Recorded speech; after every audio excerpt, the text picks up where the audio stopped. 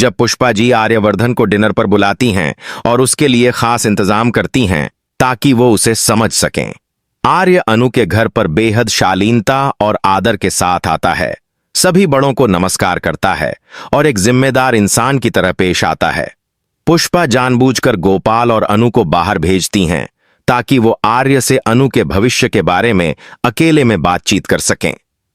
आर्य माहौल को समझते हुए शांति से बैठता है और पुष्पा के हर सवाल का आत्मविश्वास से और पूरी गंभीरता से उत्तर देना शुरू करता है। पुष्पा बहुत सोच समझकर शब्दों का चयन करती हैं और धीरे से बात को अनु की शादी की दिशा में ले जाने लगती हैं। वो आर्य से पूछती हैं कि क्या वो अनु के लिए एक जिम्मेदार जीवन साथी बन सकता है या नहीं, क्योंकि उसे अनु की चिंता है। आर्य बहुत गंभीरता से कहता है कि अनु उसके लिए सिर्फ प्यार नहीं बल्कि एक जिम्मेदारी है जिसे वो निभाना चाहता है।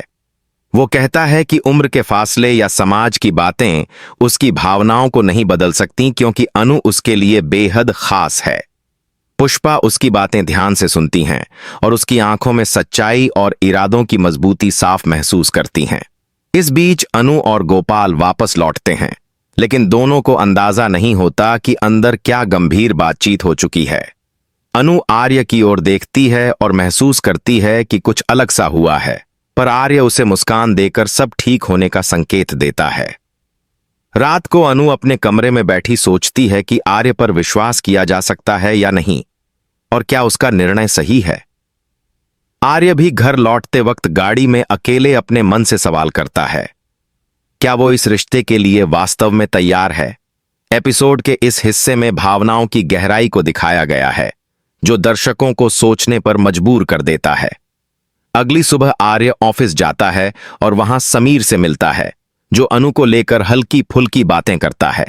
आर्य को यह मजाक पसंद नहीं आता और वो समीर को गंभीर लहजे में जवाब देता है, जिससे ऑफिस का माहौल थोड़ा गर्म हो जाता है। इसी बीच अनु आर्य को मैसेज करती है, आप ठीक तो हैं? मुझे लग रहा है जैसे आप परेशान हैं। आर्य जवाब देता है, मैं ठीक हूं अनु, बस थोड़ा थक गया हूं। तुम चिंता मत करो, सब कुछ जल्द ठीक हो जाएगा। अनु को थोड़ी तसल्ली मिलती है, पर वो भी अंदर ही अंदर सोचती रहती है कि क्या सच में सब कुछ ठीक है या कुछ छिपाया जा रहा है। पुष्पा अनु से बात करती हैं और पूछती हैं, क्या तुम सच में आर्य से प्यार करती हो या बस उसे आदर करती हो। अनु कुछ देर चुप रहती है, फिर कहती है, मां, मैं आर्य से बहुत प्यार करती हूं। वो मुझे समझता है और मुझे सुरक्षित महसूस कराता है। पुष्पा उसकी आंखों में झांकती हैं और पहली बार अनु की बातों में एक सच्चा आत्मविश्वास और समर्पण महसूस करती हैं। एपिसोड 26 में कहानी तब नया मोड़ लेती है जब अनु के ताया जी शहर वापस लौटते हैं और अनु व आर्य के रिश्ते के बारे में जान जाते हैं। ताया जी एक सख्त विचारधारा वाले इंसान हैं, जो परंपरा और उम्र की मर्यादाओं को बहुत अहमियत देते हैं। जब उन्हें अनु और आर्य के रिश्ते के बारे में पता चलता है तो वो बेहद नाराज होते हैं और परिवार में बहस शुरू हो जाती है। पुष्पा उन्हें समझाने की कोशिश करती हैं, पर ताया जी गुस्से में कहते हैं, ये शादी नहीं, पूरे खानदान की इज्जत का मजाक है। अनु ये सुनकर चुप हो जाती है और उसकी आंखों से आंसू बहने लगते हैं, पर वो कुछ नहीं कहती। आर्य उसे देखता है और उसका हाथ पकड़कर कहता है, मैं तुम्हारे साथ हूं, चाहे कुछ भी हो जाए। पुष्पा और गोपाल दोनों भी भावुक हो जाते हैं, पर स्थिति को संभालने की कोशिश करते हैं ताकि मामला और न बिगड़े। ताया जी कहते हैं, अगर ये रिश्ता आगे बढ़ेगा तो मैं इस घर से रिश्ता खत्म कर दूंगा। यह सुनकर अनु स्तब्ध हो जाती है और एक बार फिर असमंजस में पड़ जाती है कि क्या उसका फैसला सही था। आर्य अनु से कहता है, अब समय है कि हम दोनों मिलकर अपनी लड़ाई खुद लड़ें और दुनिया को दिखा दें कि हमारा प्यार सच्चा है।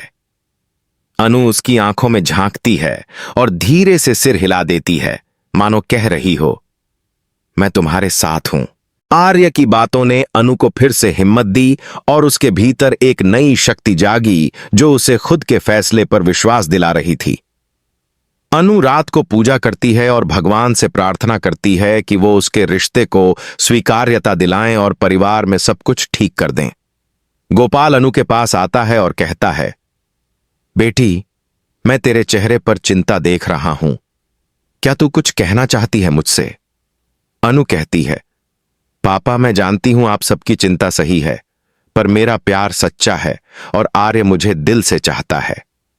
गोपाल थोड़ी देर चुप रहता है और फिर अनु के सिर पर हाथ रखकर कहता है, मैं तेरे फैसले में तेरे साथ हूं। यह सुनते ही अनु की आंखों से आंसू बहते हैं और वो अपने पिता से लिपटकर अपने जज्बात व्यक्त करती है। दूसरे दिन पुष्पा अनु से कहती है, तुझे अपने रिश्ते की लड़ाई खुद लड़नी होगी, लेकिन हम सब तेरे पीछे खड़े हैं। अनु मुस्कुराती है और कहती है, मां, मुझे आपकी दुआ चाहिए और आर्य का साथ, बाकी सब मैं खुद संभाल लूंगी। आर्य भी अपने घर पर अपने भाई से बात करता है, जो कहता है, क्या तू जानता है लोग क्या कहेंगे इस रिश्ते के बारे में? आर्य जवाब देता है, लोग तो कुछ भी कहेंगे, पर मैं अनु से प्यार करता हूं और उसे अपनी जिंदगी का हिस्सा बनाना चाहता हूं। भाई थोड़ा गंभीर होता है और फिर कहता है, अगर तेरी भावना सच्ची है तो फिर तुझे किसी से डरने की जरूरत नहीं। दोपहर को अनु और आर्य मंदिर में मिलते हैं और एक दूसरे के सामने बैठकर चुपचाप कुछ मिनटों तक बस आंखों से बातें करते हैं। अनु कहती है, मैं डरती हूं कि हमारे रिश्ते को समाज कबूल नहीं करेगा, पर फिर भी मेरा दिल तुम्हें स्वीकार कर चुका है।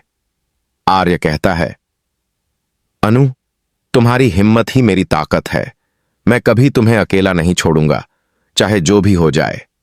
तभी मंदिर में पुष्पा और गोपाल भी पहुंचते हैं और दोनों को साथ देखकर भावुक हो जाते हैं और उन्हें आशीर्वाद देते हैं। गोपाल कहता है, तुम दोनों को मिलाने की कोशिश अब हम सब करेंगे। तुम्हारा रिश्ता अब सिर्फ तुम्हारा नहीं, हमारा भी है। ताया जी को यह बात पता चलती है और वो फिर से गुस्से में घर आते हैं और कहते हैं, क्या ये सब मेरी गैर मौजूदगी में हुआ है? पुष्पा कहती हैं, आपको सब बताने का समय नहीं मिला, लेकिन अब जो हुआ है वो सिर्फ बच्चों का नहीं, पूरे परिवार का निर्णय है। ताया जी चुपचाप अनु की तरफ देखते हैं, फिर आर्य की ओर, और कहते हैं, क्या तुम दोनों जानते हो इस रिश्ते का मतलब क्या होता है? आर्य सिर झुकाकर कहता है, जी, हम दोनों समझते हैं और इसके लिए जिम्मेदारी लेने को तैयार हैं। हम किसी को तकलीफ नहीं देंगे।